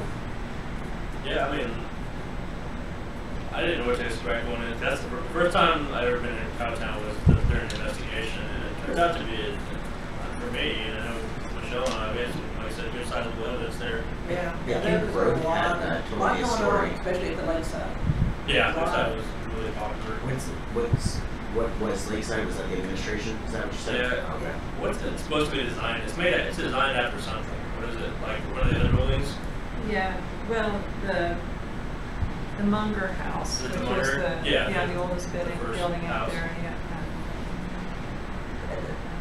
Back then, rather than moving to a different location, they would just add on to the existing house. And the lakeside is supposed to look like what the Munger House had eventually been Oh, built that's up right. to. Yeah, pictures of it, yeah. So they, before moving the Munger House, the rest of the structure was torn down, and then they just moved the original structure. But they created the office buildings, the outside structure, to look like what Lakeside Right. did. Okay. Before turning it I remember that story thing, but I can't remember what it was supposed to mirror. Yeah, they call it the house inside the house. Yeah. Right. Yep. Interesting. Yeah, the place was fun for me. I saw a lot of activity. That was very popular back then. Munger House, the Murdoch House was the same way. It had been built onto where it was apartments, and then the structure had been torn down, and they preserved the original part of the home. And moved Gotcha. that. That part of it's an addition. I gotcha. So when you're doing your investigation, it's something to keep in mind is that that house didn't only belong to the famous owner. Oh yeah, yeah. You know, A lot of so- other people down through the years, not just even in the extended structure. Right. But I mean, there's a lot of energy that can be attached to that in various ways. That's something I've wondered about. Yeah. You give credit to the famous person who lived there, but at the same time, there's Right. several people who Exactly. occupied. Well, that's totally different topic. No, my mind was like bouncing around. But there's a lot of stories of people who's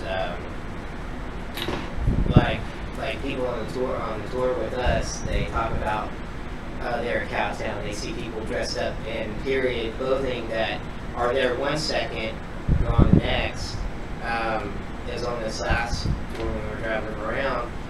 They said that they remember going to Cowtown and walking down the road over in front of the blacksmith area, and saw a gentleman coming, walking their way, and he's all dressed up in cowboy gear and everything, but there's two women behind him that are walking in period clothing, and they just remember that they tried to get his attention to the two behind because they just didn't seem normal in their eyes, and then when he turned around to see what they were talking about, they weren't there.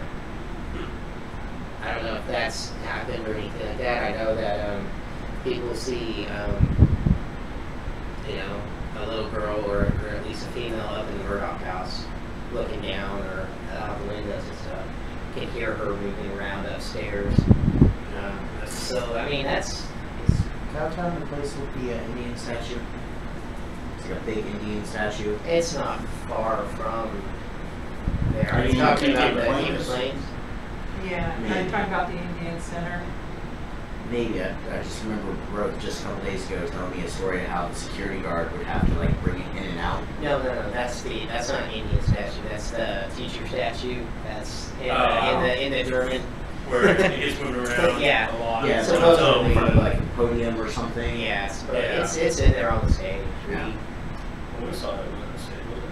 Yeah, well, it's up there by it. I was going down the window. Maybe it sits by the window sometimes. Yeah, and we tried just moving it. It's up there. heavy. Yeah, that's what Rose was telling me. Yeah, That he it's not- definitely said it was an Indian statue. Yeah, It's a woman with a bonnet. Rose, you're watching. Come on, Rose. Right. I didn't venture guess. I want to say she's maybe German because she's in the German. Just- Just for that, I'm gonna put that back up there for a second. Yeah. But Michelle, is there any place in Wichita that you can think of that stands out for you as far as something you've never investigated? It's Wichita.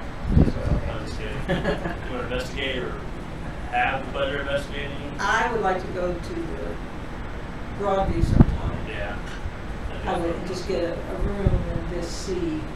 No, I think we should evacuate the whole place so that we can. Well, I just. I don't. Let's go pull fire alarms. That's right. How about that? That would be fun. Well, who wants to jump on that one? That's one of the ones your ghost tour and you've been there to investigate, haven't you? No, Other no. than you had been there, okay. No, that was before. That was previous members of the team who were at the time with the team that we Okay. do not speak of. Yeah. I will say the people there are very nice, very open to having us come in Right. and do the tours. They're very nice people. Well, pretty fortunate to be able to walk in like that. Yeah, we're only allowed on the first floor. We have to, and the Broadview's very historical in Wichita, built in the 20s. They added on over the years. Different owners. Right now, it's completely renovated. It's amazing. It looks Oh, it's beautiful in fantastic. there. Not to say it wasn't fantastic before when it was all green color, because the color was all green and everything like that. That was my ring. I found out my parents had spent the honeymoon right there. Oh, wow. They've been married for 71, 72 years. Yeah, I just found out about it. Yeah, I a just year found out. ago. No kidding. Wow. That's cool. Wow. The stories of the Broadview range from all the classic hotel stays, from doors rattling and doorknobs being tried to be opened. the phone's ringing, the phone's with no cause to why they're ringing all throughout the night on you.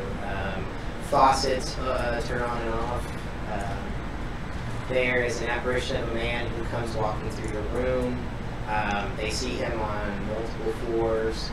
Your cabinet doors in the rooms will open and close. Lots and lots of stories. It's all based on the story of Clarence, which, just for viewers' sake and the fact that we had such a stickler on the last tour, not the last tour, yeah, it was the last tour. You know, you can look up the stories yourself. You go to the Broadview used to have what you would encounter here at the hotel. They said, you know, if you stay here, you may encounter this, this, and this. They're very open to it. They don't have that up now. But there's 2 stories to Clarence. The one that they give all the credit to that haunting to. It is either he was a young guy who came into town in the 30s or 40s, came in for a poker game, was called out before he could, you know, rectify anything. He was shot and killed. Or there's the other story where he came into town with his wife. Lee goes into town. They get a room up on the 8th floor. He goes into town for a business meeting. Comes back in, finds her in bed with another woman, and he, finds her in bed with another man. Sorry. That's a story I've never heard. 3 stories, apparently. Finds her in bed with another man, shoots her, and then flings himself over the balcony. Right. Whichever story you want to look up or believe, the hotel, from what we were told, it was the one with the poker game, because that's what they did a lot up there, was the poker game. There was a hidden section up there on the 8th floor. Now, you pick and choose whichever story you want to believe, and you can look up the history. Yeah. Yeah, the 2 thing. It's whatever. But, you know, but there's a lot of stories of that. Oh, and the fact that he likes to play with the elevators. Yeah. He will drop the elevator on you. Mostly the service elevator. So it's like messing with the staff. Right. We'll drop the elevator on you 2 or 3 floors, and then it catches. So you mean a lot of, with you in it. It's not with you in it. on you. Yeah. All with you in it. They've had multiple people look at it and everything, and people have ran out of the hotel screaming because of that. So, you know, the Broadview's amazing. I wish, we could get into it more than what we are and what we can, but it's a great piece on the tour.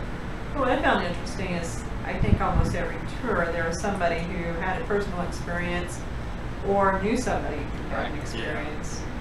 It's a very popular place. Or last year when we were getting one of our last tours of the year, we was a group of girls on the bus that they were going to have a wedding reception there, like in a couple weeks, and this terrified them. They were just like, "Oh my God, you're kidding me!" I'm canceling tomorrow. One of the public events at the Forum, wasn't there a guy who was some sort of a contractor involved in the renovation there? He had a few stories to tell. He said it goes back to the fact that the contractor who was helping with the construction of what it looks like now today, he said he lost several guys on his team just because of the fact of all the activity. One guy in particular quit because he was trying to go to sleep that night, and as he was getting ready for bed and about ready to fall asleep, the faucet comes on in his room. He rushes over, turns it off, goes back to bed, lays there for a bit. Okay. Is about ready to drift off when it happens again. So he turns it off, sits in bed for a little bit longer, and then he's about ready to drift off or is asleep when the shower and the faucets all come on full blast. He gets up out of bed to rush into the bathroom, and the table that was off on the side of the room, by the foot of the bed, is now in front of the bathroom. He tumbles over it, crashes over it. And that's when he said, I quit, I'm done. This is it. Because, I mean, why is there a table in front of my bathroom door? So he quit. Another time, the guy who's telling us the story, he said he's downstairs. They're fixing up an area down there. It's toward the last bit of their construction. Him and two guys are down there, and as he tells one guy, stay in this room, we're going to go down here, check the records, make sure everything's good. They make it down the hallway about, I don't know, maybe halfway down the hallway when the guy left in the room, screams.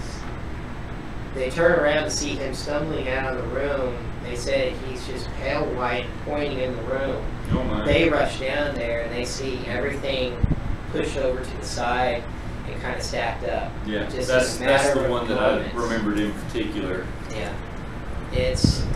he said that was it. You know, we called it good on that. But yeah, he was at our last public event at the forum when we were there. He was telling everybody outside on the while everyone was having a smoke break. Mm-hmm. Yeah. So it's, you know, and just when we thought that the Broadview wasn't having that much activity anymore, you hear stories like that. And it's fascinating. There's also a claim upstairs on what I remember before is I think maybe the top floor where the speakeasy used to be, where they could still hear like music being played, laughter, like a party going on. Yes. Kind of a thing, and people would go up there, you know, open the doors, and it's just dead quiet. No pun intended, but it's You just can hear quiet. the poker chips being tossed Being around. held, and yeah. everything, There's this big party going on, so they close the door and leave, and then it picks right back up again. What the heck's going on?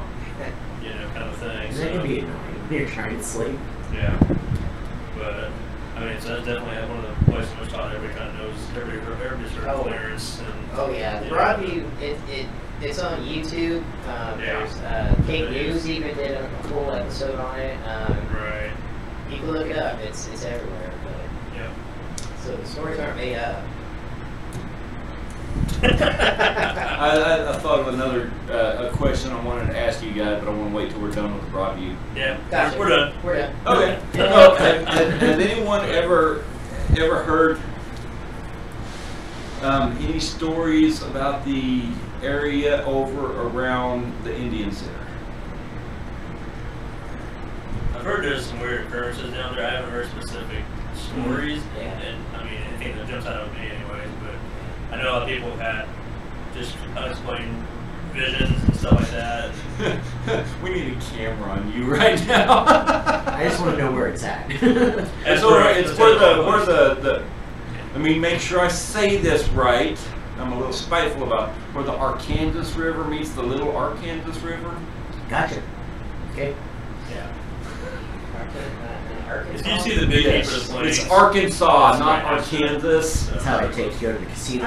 Hey, I had people jump on me on the bus one time when I called it the Arkansas River. They're like, no, it's Arkansas, and I'm like, I'm so sorry. I forgive me for being a tour guide in Wichita. What have Well, you I'm not heard? from here, so. What have you heard? Is there anything? I've heard that we needed to check into that area. I haven't. I've been told that we needed to look at trying to do some stuff in that area, but I can't get anyone to tell me specifically what. I just heard murmurs or something going like you kind of just. Is it at the museum? I think it's the museum and the keeper of the planes. Because they've itself. got a lot Yeah. of antique, artifacts. Well, you have the water, Mhm. and I mean, there's a lot of lore about convergence of rivers and all kinds of. I mean, it's just it's a place that has a lot of potential, but I can't get anyone to tell me specific stories. If anyone out there watching this has specific stories about that area, let us know, please. We would love to hear it. Well, you've got the Wichita tribe, you know.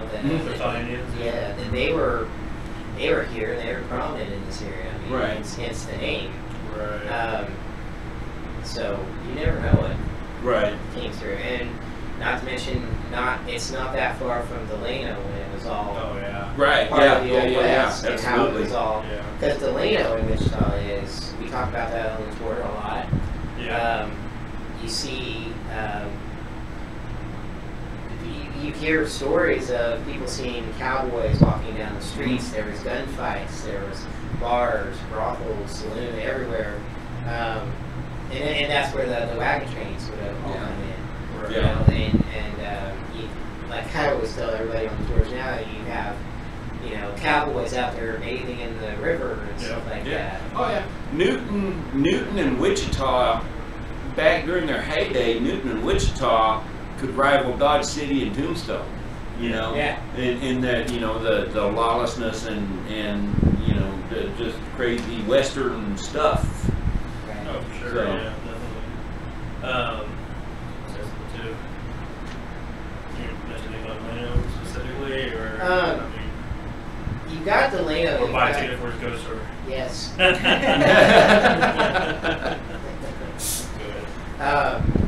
Go to Wichita, or go to ghoststourskansas.com.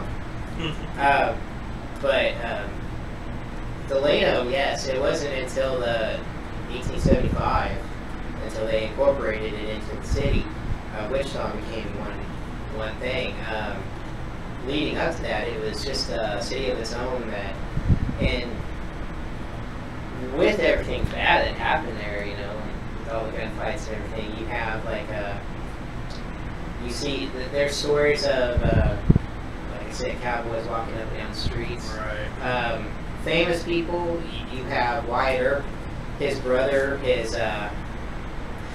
Everyone wave to Ruth. you've got Wyatt Earp and his family that all came through there. Right. Wyatt Earp was was an officer of the force in Wichita back then. Then you also have Doc Holliday, who lived there with Big Nose Kate. Right. Not for sure if he came there to see Wyatt and them, but he did move there with her. Right. And you also have the James brothers, who Jesse James and Frank, who were seen in town too. Yeah. Yeah, Frank stayed over at the Occidental, didn't he? Stayed, I believe. Yeah. You know, So Frank James. there's so much history within the Leno section. Several of the buildings are still original from the late 1890s to today that are still up, that have businesses in them, and they have encounters of seeing figures, seeing shadows, voices, everything inside. So the whole area is just basically. This is a hot spot, yeah. Yeah. I mean, like you said, it was one of the, when it was by itself, it was the red light district. It had, you know, prostitution, it had, you know, gambling. It's where everybody went from Wichita side, underneath the, you know, Arkansas or Arkansas River, depending who you ask. We'd go over, there's tunnels underneath the river itself, and they would come over there and do their business and get on it, you know, have fun and get out, basically. You didn't want to be caught going over there, you know, if you were in a person with statue or whatever. And So, Michelle and I even walked the streets of that to just try to talk to anybody in the area. Yeah. So, some people in the businesses were like, yeah. it is what it is. You know, they're like, oh, we have people coming in here looking for ghosts all the time. Yeah, I bet. And then you have like the tattoo parlor that had an owner several years ago. It burnt up again. Some damage upstairs. And then the new owner, he was very open to the idea. He was like, yeah, it's like when at night, you know, we hear stuff upstairs, we hear footsteps, everything. It's, you know, so even new owners, even through tragedy of repairing buildings and stuff, they're still constantly having stuff happen. You know, so. Kind of not too far from there. We're kind of jumping gears a little bit. We're going to show here pretty quick. Oh wow. Is the Lawrence Dumont baseball stadium that we're going to hopefully get to go in there at some point this year. We There's are. talk of it. We haven't got a set date yet. There's still in the works, but Yeah, they're just waiting on taking the right date for it. and we're waiting for the baseball season to kind of. We got the NBC World Series coming up, so they have to worry about that for a couple of weeks. And plus, they're with the regulars playing. No, Wait nuts. Wait, Randall just be there. Sorry, they still play right now. Hey, you're going way back. Trying to, but the stadium. There's a bunch of the stories I've heard is It's named for, you know, Mr. Hap Dumont, was that his name? Or Tap, whatever. There's two different people, maybe, I can't remember. There's two different. Yeah, but Lawrence was one, Dumont was the other. Hap Dumont was one guy that was one of the owners originally, and he had an office upstairs. And they supposedly were here shuffling where his office used to be, like paper shuffling and conversation going on, and they open the door, nobody's in there, of course.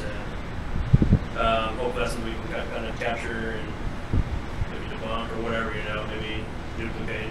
It's gonna be replicate. a big investigation. Yeah. I mean, it's been there for years. I mean, it's a lot of history there. A lot of baseball been played there. A lot of concerts been there. You know, that kind of stuff. So who knows what we can capture there. But yeah, it's gonna be a good time. I think we're looking at a couple of days investigation, not just one day. Yeah, we're definitely have to do Friday, Saturday night ordeal. Yeah. So that's just kind of just a snapshot. Anybody have anything else they want to add to the stadium at all, or you think of? Not yet. I'm just looking forward to it. Look forward to that on a future podcast when we can come back after we investigated and we can tell you a little bit more about the claims and our experiences there, and hopefully we'll have a bunch to talk about. So, kind of go on another one real quick here is the Candle Club. One of my favorite spots that I've got to investigate, just because I get to look at a lot of cool scenery in there. I mean, it's a private club, steakhouse club, you know, dinner, bar, that you have to have a membership to actually even go to this club. And we were fortunate enough to get everybody in the room. Were you there ever? You were there that Sunday, right? The first one, yeah. Right. So our first time, right? Jeremiah, you went to both, right, Jeremiah? Yeah. No, I didn't go. I didn't get to go to the daytime when I went to the nighttime investigation. Yeah, this is the first place we ever tried to do a early morning. One of them. One of them. Yeah. It wasn't that great. Early morning. There's some stuff that happened. Yeah, there was. It was just, there's a reason why we don't do when there's commotions going on outside, cars Or outside. outside, people fall through ceilings. Or people fall through ceilings. Especially during the day investigation. All caught on camera, by the way. Which we need to do a blooper. Yeah. A Not blooper. until the team has it on camera. See, we're safe, Paula. That's So. Until next time. Yeah. You probably won't find that one of me. I'll look for it. Okay. But the Candle Club was fun. We had some pretty cool things happen, like with this I guess it was a cheese grater, salt shaker, whatever it was, that got Oh yeah. on the dance floor. I mean, it moved. You could physically hear something moving, and you look over, and there's this cheese grater on the floor. Not cheese grater, but a It's like one of the shakers that you use for Parmesan. Parmesan cheese, like pizza. It was a big one like that. I guess they use that for the dance floor. Is that what Rose was trying to tell us? Maybe Yeah. It's Rose telling stories. Rose, you're listening. But we heard this noise, and we all look over, and sure enough, on the floor was this cheese shaker there. We're like, what the hell is this doing there, you know? Right after that, I asked a question. I was like, well, let us know how many people are here. Not that many times. All of a sudden, you hear right on command, just boom, boom, boom, boom, boom. Right next to it, we're like, holy shit. It was just real audible and loud, you know. It's like, okay, something definitely is here. And the manager was there with the group. He witnessed all this at the time. Which brings up the original one that he's heard about crapping himself, we'll say. We were looking at the laser grid that we had set up, you know, kind of looking back, and you can see you moving in there. We could kind of see it breaking some wings. And I think you were standing right next to me, as myself, and I want to say Roth, and the owner. And Michelle and I were sitting back behind us, kind of in the chairs, just kind of sitting there watching this whole go down. You guys were asking questions. You guys were even aware of what we were doing at the time, or? I don't think so. You guys were kind of set back in the corner. Yeah, we were kind of halfway. We were kind of transitioning. This was the night investigation. Yes, it's the night So this is They both investigation were- number 2. They both were part of the night investigation with the cheese incident. Right. We'll call it the cheese incident. Yeah. But no, we're looking at this laser grid set up facing towards the back where they see it. They told us one of the claims was they could see on camera, their security camera, somebody walking back and forth through the main area. So we set up cameras that way, we set up laser grid that way, so we can kind of maybe hopefully capture this. And what even alerted us to this, you and I were sitting in that very, very back room, and then all of a sudden we heard this alarm going off. Yeah. So we all jump up like, what's going on? And he comes running out of the office. He's like, that should never go off. I don't know what's going on. That's one of the alarms in the kitchen area. So he was back there and turned it Something off. to do with one of the cookers or something. Yeah, I guess later on he found out when the cook turned it on and set it on purpose, so he knew we were going to be there that night, so he turned it on and screwed us a little bit. But it got us, no, but it got us out of our chairs in an area we weren't having very much activity at that given moment. So we're sitting there, he's talking to us about this thing, like that's unusual, that never happens. We're kind of looking back towards the laser grid, and I think we saw something break. Oh, you can hear us on camera going, one of the laser grid being breaking. Something breaking his beam over we're here talking or about something this. like that. And all of a sudden, in between us, a male voice, it wasn't any of us, all of a sudden goes, sorry, real deep and kind of rough. And we're like, holy crap, what was that, you know? And the owner heard it, he was like, he just right away, you know, got like nervously excited, like, holy shit, I heard that, and he's just kind of losing his, I mean, I'm glad he was standing right there. Yeah, he was visibly shaken. Yeah, he had to actually leave the property for a little bit. That's how crazy it got to him. I mean, he went and got, we'll get some coffee at a quick shop around the corner here. I'll be right back, guys, and kind of a thing. And he came back and he admitted to us, he said, that really shook me up, guys. I wasn't expecting that, and I actually heard that, and it was just not too long after that when we heard the cheese grate, you know, the cheese incident, and also the knock on the wall, whatever it was. It was just crazy. It was a fun experience. On recorder, I don't know if you remember this part, Michelle, but remember I was kind of getting this heat. I remember I felt like my back was on fire. Yes. So you took out your FLIR and you pointed at me and you go, you have hot spots on you. Yeah. Well, on recording, you go back and listen to it. My sister asked, she's like, who's touching Leo? You know, why is it, you know, why is it making him get burned? You know, and there's a female voice from across that says, it's me or something like that. It was me or something like that. Touching me, I guess, at the time. Possibly. But the fact is, we caught it. Yeah. You hear Renee on recording, she has a millimeter and she has a, you know, thermostat on there, whatever you want to call it. Thermal coffee, whatever it's called. And she's giving off readings, but you're to physically see with your FLIR giving off heat signatures on my back where it's just hotter than it should be. And I thought I was standing to a campfire, basically. And it's up high up on my shoulder blades. Yeah. But yeah, the recording itself physically says it was me, whatever the female. So I thought that was kind of unique and unusual. But other than that, I mean, we're going to go back again. The owners asked us to come back in. Again, they were actually doing some more remodeling. And when we were talking about all the stories there, things like that, all the wait staff was just said they had their own stories. Like, oh my God, this and that. They told us about this story, that story. They very excited to have us come in.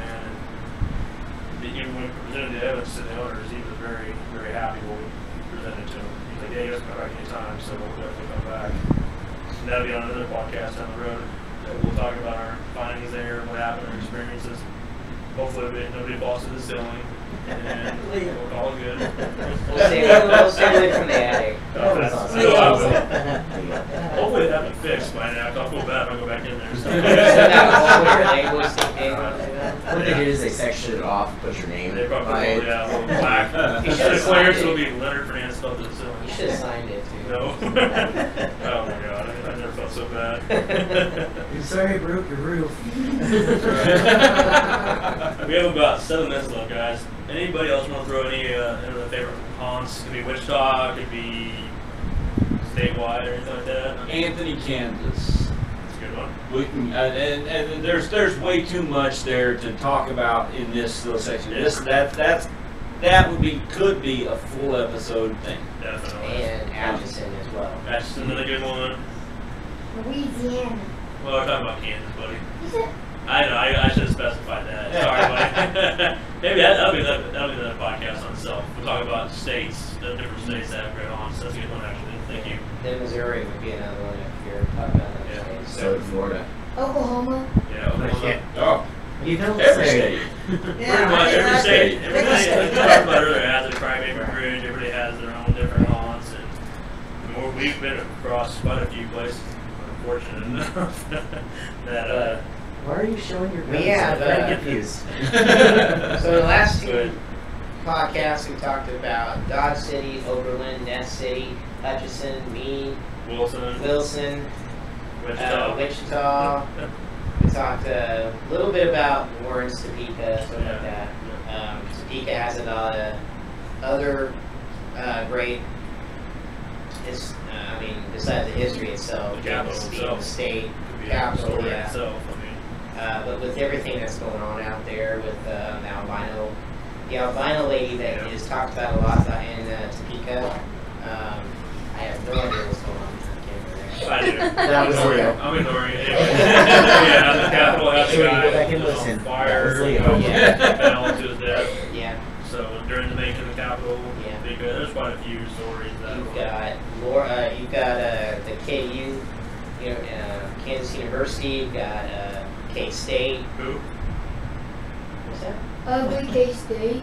You've got To be an honor. Kansas University. Yeah, Wichita State. Yeah, is on Wichita, haunts, yeah, there's quite a Wichita. few haunts. I mean, We've reached out to Wichita State, and they've kind of backed off on talking about it and stuff. Even though several years ago they were all about it. Yeah. Now it's like Steve Bensley's there now in charge, I think. we're too much on the mainstream of universities now with Yeah. sports and everything. So Yeah. don't want to talk about ghosts or anything. So, Start coming there. but a lot of the universities in Kansas have stories too. Pretty much, yeah. Manhattan and Lawrence being two major. There's a lot of high schools we've talked about here in Wichita Right. that have haunts. High schools, elementary schools. God City High Schools, the old high schools haunted. Any kind of church, theater, any place where a lot of people gather seems to be haunted. I mean, this experience that we've had. Yeah.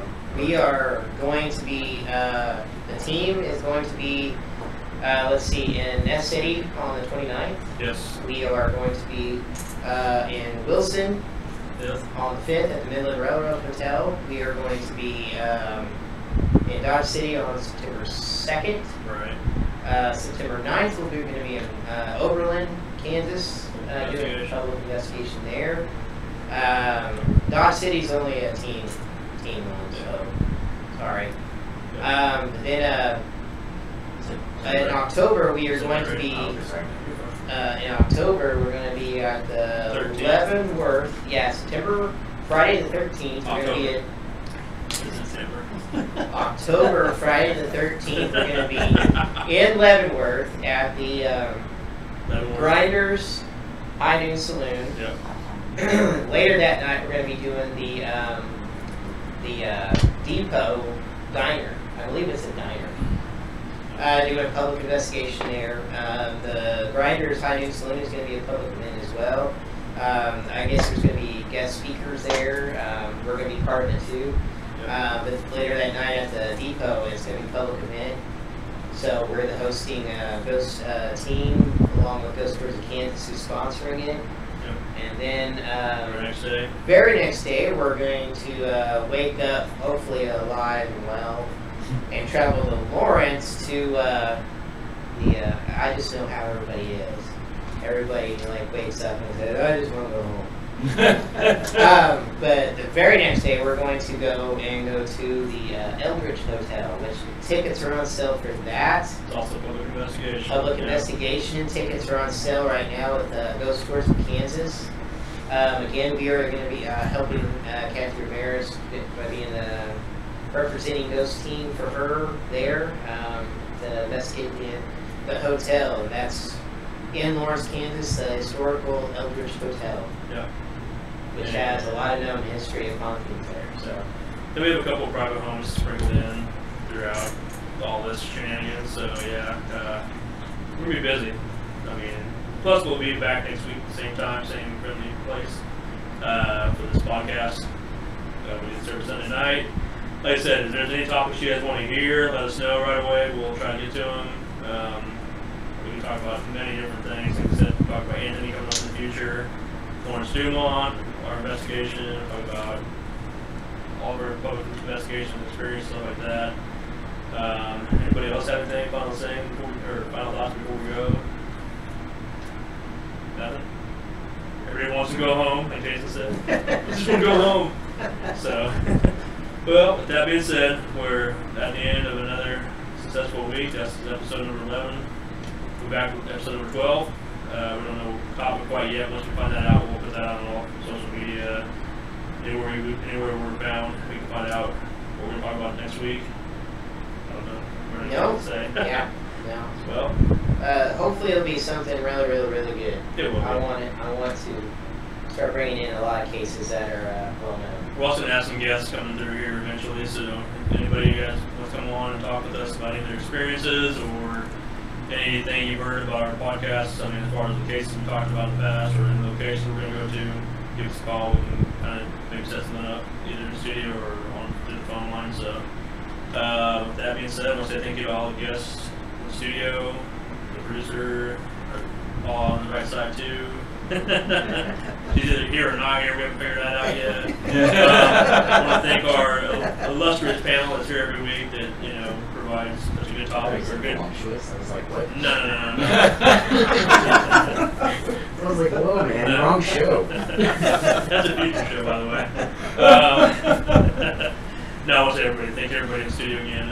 Everybody on podcast land, thank you for tuning in one more time. And yes, thank you to Leo, our special guest in the studio, my young son. So, but other than that, we'll see you guys next week, same time, same place. Good night. Bye. See ya. Bye. Bye, Felicia.